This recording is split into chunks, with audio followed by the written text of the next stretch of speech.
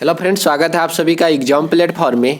तो आज हम लोग फिर जो है वही टाइम है, हम लोग सेम टाइम पे हम लोग डेली ग्रुप डिस्कशन करते हैं। तो आप लोग किसी भी एग्जाम की तैयारी कर रहे हैं, जैसे कि बिहार एसएससी का भी आप लोगों का एग्जाम होने वाला, उसके बाद एसएससी जीडी है और भी विभिन्न सारे मतलब कि स्टेट लेवल की, और डिफेंस हुआ या बिहार पुलिस हुआ, एसआई हुआ, और भी किसी स्टेट का जैसे यूपी पुलिस, हरियाणा पुलिस, जो भी स्टेट से आप लोग हैं, आप लोग इस ग्रुप डिस्कशन ज्वाइन कर सकते हैं। और डेली आप लोगों को वीडियो मिलेगा, जिससे बहुत ही ज़्यादा बेनिफिट मिलेगा, क्योंकि यहाँ से ट्रिक के द्वारा, क्या दीपक जी, ट्रिक के द्वारा ट्रिक के द्वारा आपको चीज़ें याद करवाने की कोशिश की जाती है। बीच बीच में ट्रिक भी दिया जाता है, इससे याद भी आप लोगों को रहेगा और मज़ा भी आएगा। और ज़्यादा टाइम भी हम लोग नहीं इसमें आप लोगों का मतलब कि करेंगे। आप लोग जो है किसी भी टाइम पे इस वीडियो को देख सकते हैं, जैसे खाना वगैरह बनाते हैं तो उस टाइम में भी आप लोग स्टार्ट करके अपना खाना भी बना सकते हैं, अपना देख भी सकते हैं।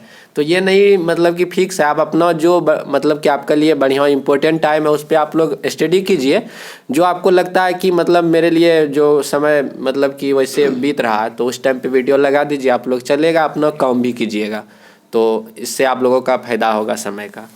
तो सबसे पहले आप लोग एग्जाम प्लेटफॉर्म को सब्सक्राइब भी कर लीजिए, जो भी नए जुड़े हैं, 2K भी होने वाला है, तो सब्सक्राइब कर लीजिए और फ्रेंडों को शेयर भी कर दीजिए।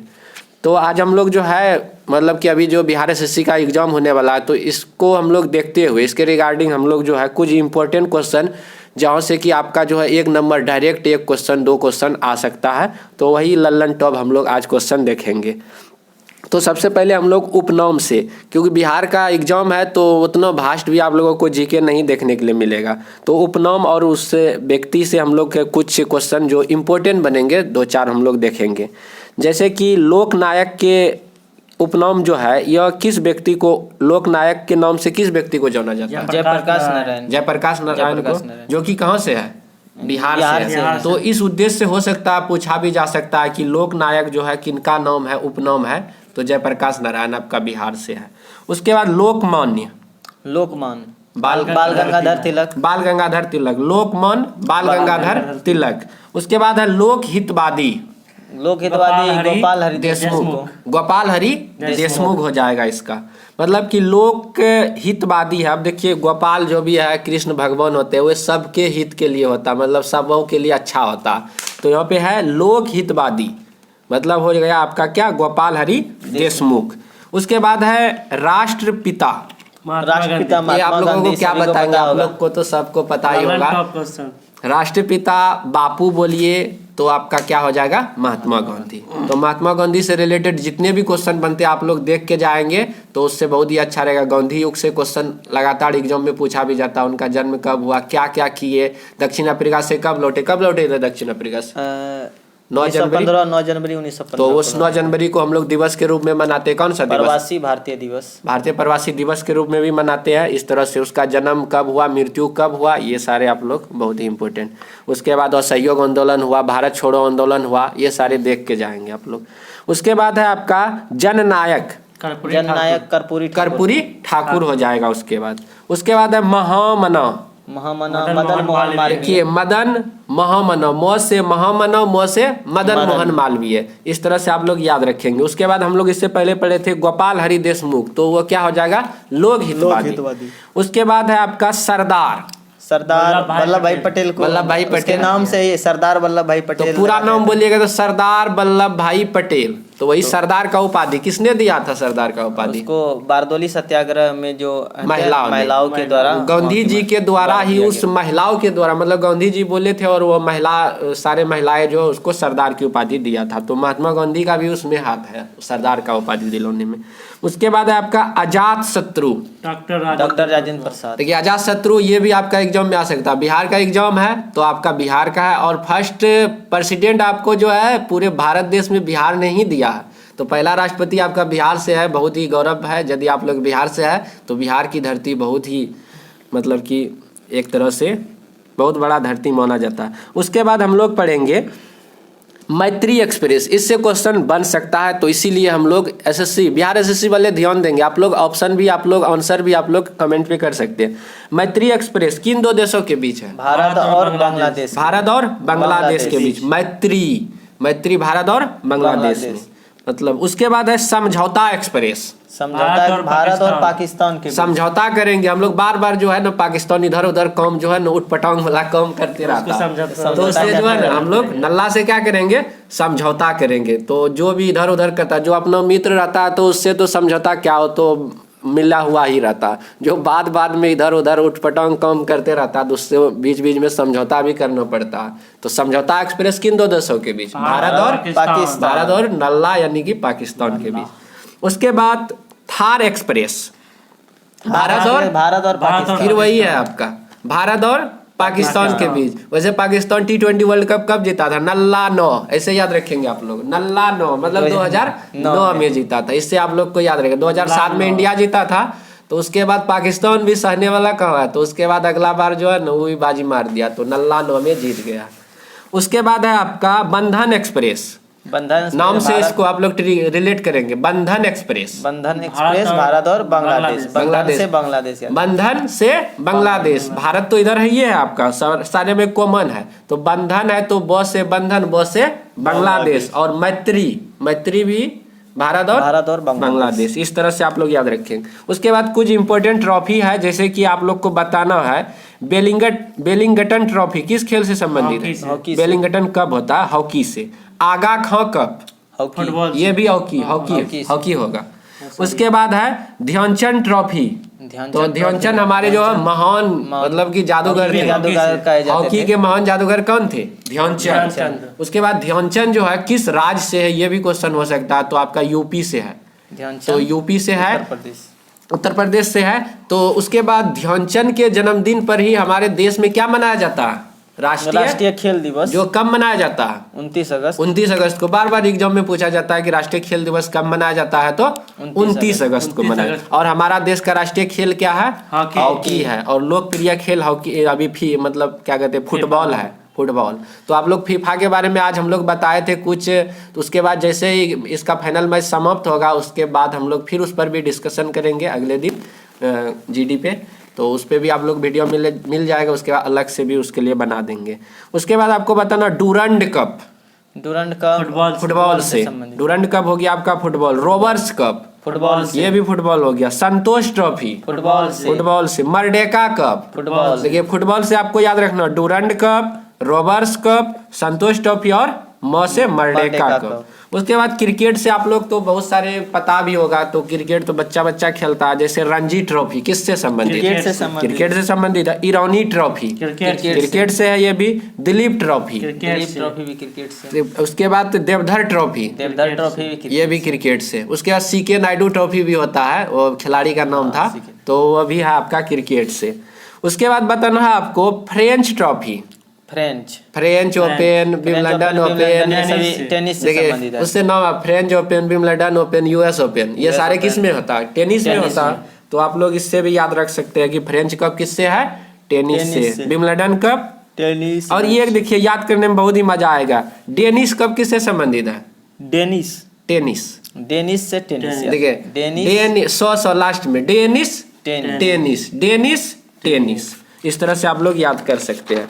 उसके बाद चलिए हम लोग अगले, इस तरह से जो मेन इम्पोर्टेंट है आपको, जैसे कि एग्जाम में इससे जो है बेनिफिट हो, इसलिए हम लोग पढ़ते हैं इसको। उसके बाद बताना है कि दही जैसे या खट्टा दूध, दही बोले तो ऑटोमेटिक वो खट्टा होगा ही। उसके बाद खट्टा दूध, तो इसमें कौन सा एसिड पाया जाएगा, लैक्टिक एसिड पाया जाएगा। उसके बाद बताना सिरका में कौन सा एसिड पाया जाएगा, एसिटिक अम्ल पाया जाएगा। इमली हुआ, अंगूर हुआ, तो इसमें क्या, टार्टरिक एसिड। देखिए इमली अंगूर जैसे भी खाइएगा ना खट्टा लगेगा, एकदम ऐसे एकदम टरटरने लगेगा, तो इस तरह से टार्टरिक अम्ल हो गया। दुर्गंध युक्त मक्खन, ब्यूटायरिक अम्ल पाया जाता है। तो जैसे दही दूध बोलेगा तो लैक्टिक हो जाएगा, लेकिन दुर्गंध युक्त मक्खन बोलेगा तब क्या हो जाएगा, ब्यूटायरिक अम्ल हो जाएगा। उसके बाद नींबू संतरा, नींबू और संतरा में सिट्रिक एसिड पाया जाता है। चलिए उसके बाद कुछ उपकरण और आविष्कार हम लोग आप लोग कमेंट पे भी बताते रहेंगे। उसके बाद बताना है कि टीवी का आविष्कार किसने किया था, जे एल बेयर्ड ने किया था। उसके बाद है आपका टेलीफोन का आविष्कार किसने किया, ग्राहम बेल। देखिए टेलीफोन आता है क्या बजता है, टन टन बेल बजता है ना, तो बेल बजता है तो बेल। उसी तरह से यदि मोबाइल पूछेगा तो मोबाइल का क्या हो जाएगा, डॉक्टर मार्टिन कूपर हो जाएगा। याद रखेंगे, मोबाइल तो हर कोई चलाते हैं, बट याद रहना चाहिए कि मोबाइल का आविष्कार किसने किया, तो डॉक्टर मार्टिन कूपर।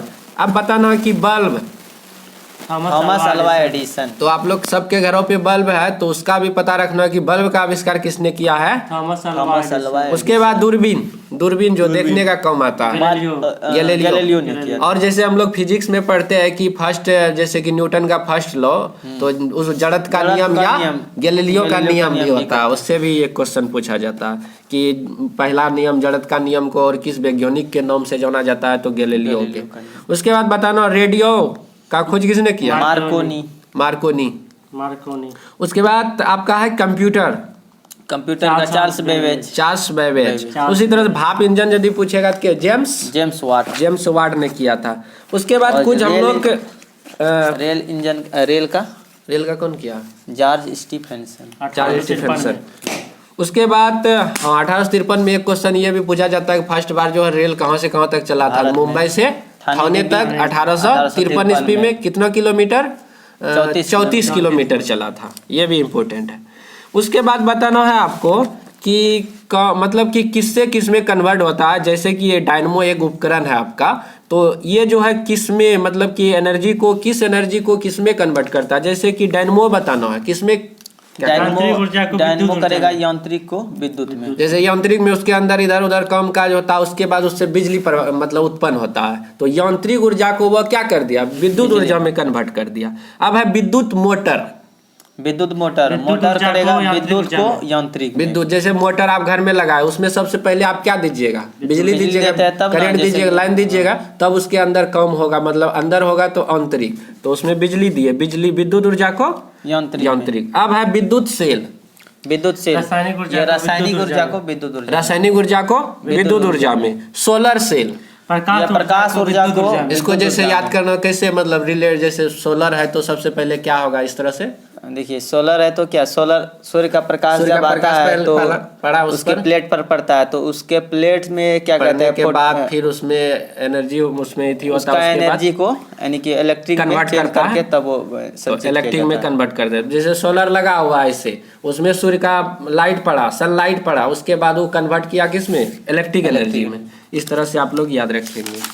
उसके बाद हम लोग फिर अगला पॉइंट हम लोग पढ़ेंगे टॉपिक, जैसे कि है कि कुछ स्टेडियम है, इससे भी क्वेश्चन आ सकते हैं, तो हम लोग जो है संभावना जता रहे कि कहीं एक क्वेश्चन आ गई तो इस वीडियो से आपको जो है लाभ मिल सकता है। जैसे आपको बताना है कि अभी जो विश्व का सबसे बड़ा क्रिकेट स्टेडियम कौन सा है, मोटेरा स्टेडियम अहमदाबाद, यानी कि गुजरात, यानी कि नरेंद्र मोदी जी का जो राज्य है, सबसे बड़ा विश्व का सबसे बड़ा भी है, तो मोटेरा स्टेडियम है, तो आप लोग याद रखेंगे।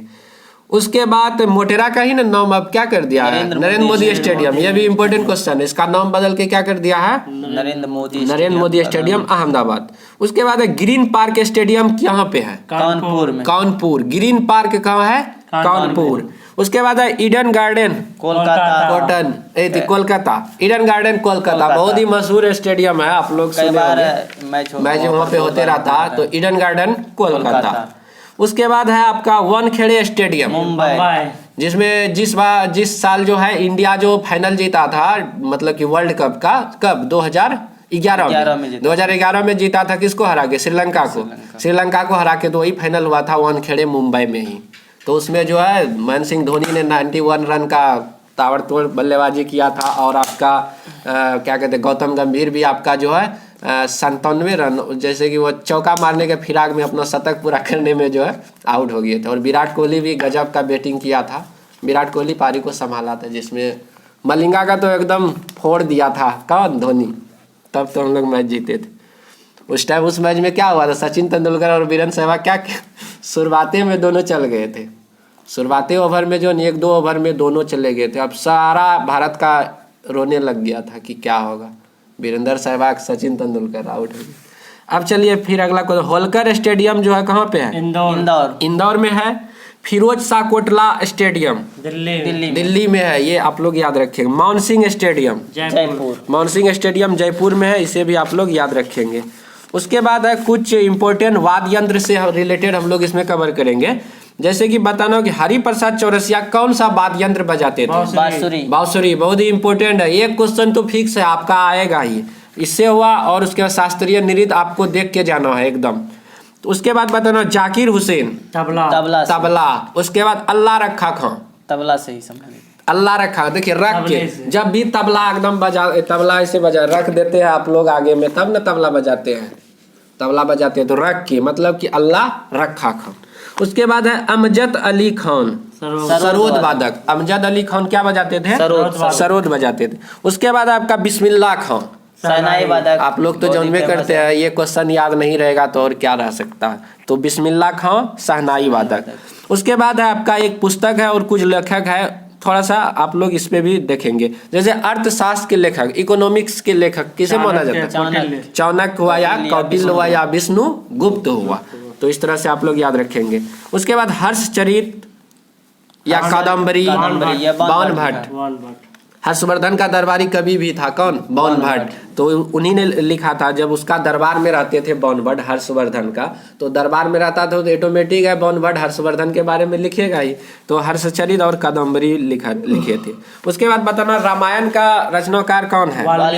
वाल्मीकि। और रामचरितमानस का अगर पूछे तो? रामचरितमानस का कौन हो जाएगा? गोस्वामी, तुलसीदास महाराज जी हो जाएंगे। तो इसमें भी आप लोग कंफ्यूज ना होना। उसके बाद है बृहद कथा, जो है गुणाध ने लिखा है, बृहद कथा गुणाध। अब है प्रियदर्शिका रत्नावली, हर्षवर्धन। हंसी आ रहा है क्योंकि मेरा नाम हर्षवर्धन है, तो आप लोग को पता होना चाहिए। जैसे यहाँ पे है प्रियदर्शिका और रत्नावली के लेखक कौन है, तो हमको भी याद कर लीजिए, हर्षवर्धन ने लिखा। तो इस तरह से आप लोग याद रखेंगे। उसके बाद चलिए कुछ हम लोग अनुसंधान केंद्र के बारे में देखेंगे।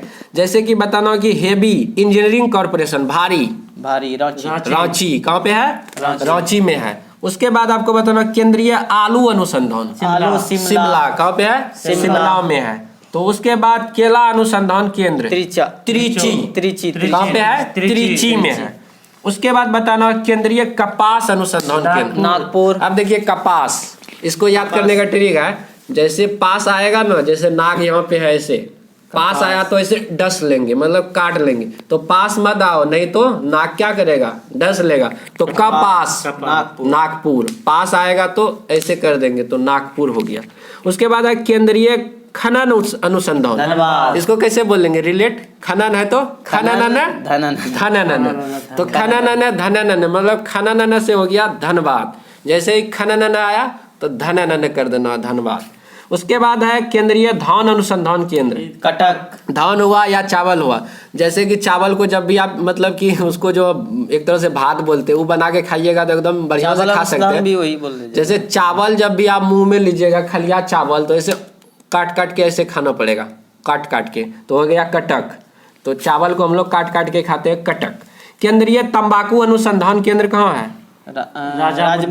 राजामुंदरी या राजमुंदरी आप लोग बोल सकते हैं। तो इस तरह से। उसके बाद है आपका औषधि अनुसंधान, लखनऊ। जैसे भी देखिए आप लोग कोई भी बीमार वगैरह पड़ते हैं ना, यदि बीमार वगैरह पड़ गए तो आप लोग को औषधि लेने में जो लाखों रुपया का खर्च पड़ जाता है।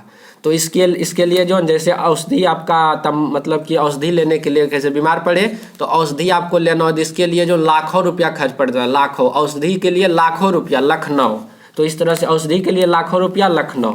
उसके बाद है वर्षा वन अनुसंधान केंद्र कहाँ पे है? असम। जैसे चाय से रिलेटेड असम आता है तो जोरहाट असम हो जाएगा।